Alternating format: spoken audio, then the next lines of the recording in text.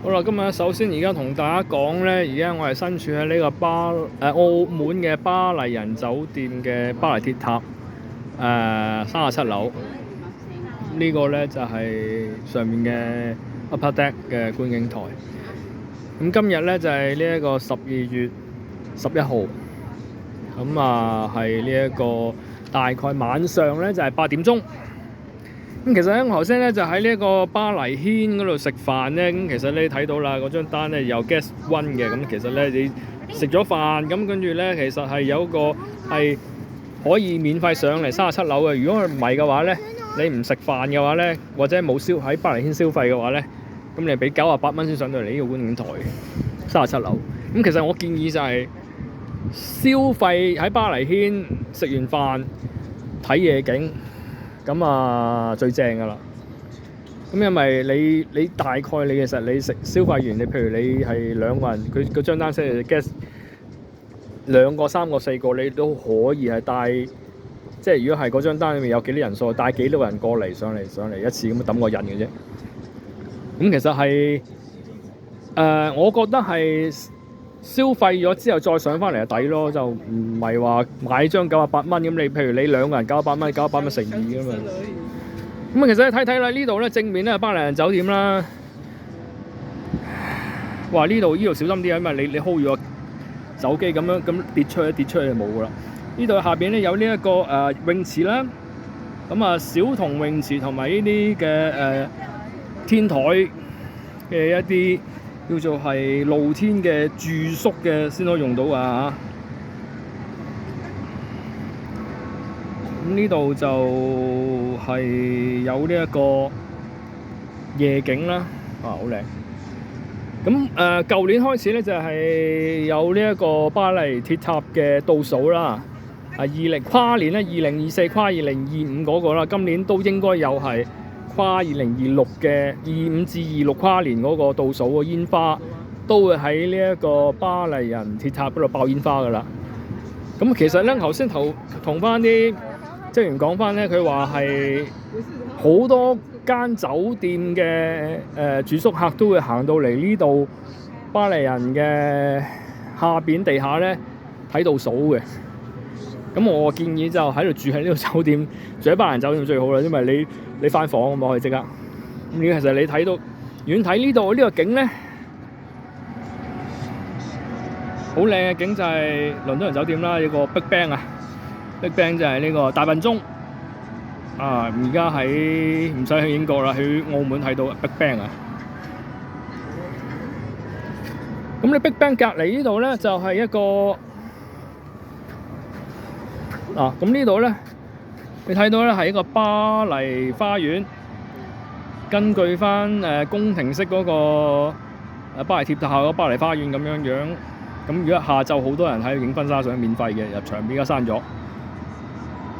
咁再遠少少睇到係美高梅啦。咁其實俾你係行一個圈嘅啫，好似鐵籠咁行一個圈。咁自己消費咧就唔抵嘅，即係你自己買900蚊一個人頭，咁消費上嚟係唔抵嘅。其實家人夜晚睇多啲嘢咯。咁如果你話係餐廳消費咗之後再憑單上嚟，咁就抵啦。如果係拍拖又或者係我個人認為啦，就係同老婆同女朋友一家大細，亦都可以係嚟呢度。哇！呢個嗰度爆咗煙花嘅，點解？一家大細都可以係嚟呢度係玩樂嘅。咁拍拖梗係最佳一絕啦，唔使講噶啦。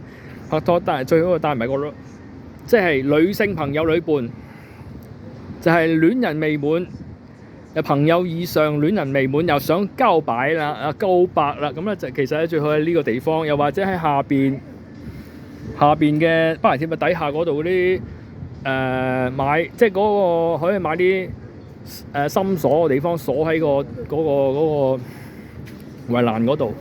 咁嗰度亦都係一個好好嘅告白嘅地方，告白啦嚇。咁你睇到呢度有個 lift 係喺下邊上緊嚟，有好多觀光人走上嚟啦。咁其實你睇，其實係告白要啲咩咧？告白要啲咩咧？或者係求婚要啲咩咧？其實好簡單嘅啫。樓下都有得買啤啤熊嘅，亦都有戒指啊，即係六福珠寶啦，或者有啲珠寶店啦。咁其實精品店都有啲珠二繩嘅戒指嘅，頂住檔先啊嘛。鮮花嗰度咧就係自己要購買鮮花，然之後咧就係安排喺巴黎軒嘅呢個餐廳嗰度咧就幫你雪起佢，跟住夜晚即係當日俾佢，當日佢落喺個廚房雪櫃攞翻出嚟啦。應該如果儲物櫃攞翻出嚟，就係保鮮一日嘅啫，就係冇得話係之前提前話俾紮花俾佢保鮮，冇啲咁嘅事。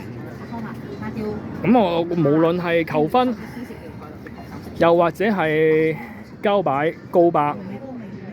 示愛又或者係氹女朋友開心，氹老婆開心啊！咁啊最好就一家大細都得嘅。咁其實哦原來呢度可以即係輪椅都可以上到嚟嘅呢度。咁其實你睇到呢度個景色咧就係非常之靚嘅。咁如果係倒數嗰晚咧，係用乜上嚟呢？啱問問先。不過倒數喺出邊啊。因為呢度觀光塔係佢有閂時間，冇12點嘅。咁倒數嗰晚應該係出邊都係倒數㗎啦，即係睇住個倒數爆煙花。咁其實就係咁圍住一圈嘅啫。日間有日間嘅靚啦，夜晚有夜晚嘅靚啦。咁我自己個人認為咧，就喺個鐵路睇咧，就係睇咁多嘢。咁啊，拍拖。Anniversary 結婚週年、拍拖1週年紀念都得嘅，一家大細都可以啊，係咪先？咁啊，今日咧就推介咁多先，咁我落翻樓啦，誠意推介。